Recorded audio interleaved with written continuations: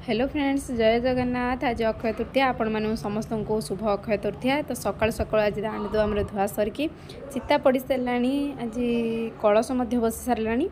आपण मैंने जानते हैं अक्षय तृतीया अक्षमाटी बुआ जाए। तो ये आम चलू अक्षय माटी बोईवाई। तो यही दिन थाए कि घर विहन नहीं कि चाष जमी कराए, आगुरी हल कराए कि तो लंगल ना, ट्रैक्टर हल होची, लंगलर फाड़े कराए ये किंतु एटा होनी केवल आउ गोटे किसी जंत्र माटी किसी खोलीदेले तापर धान किसी से पकई दौरान, कारण धान विहन पका जाए ये दिन में। तो धान पकई सारापर किसी गुआ पैसा आंब फूल धूप एमती किसी देकी पूजा करा जाए।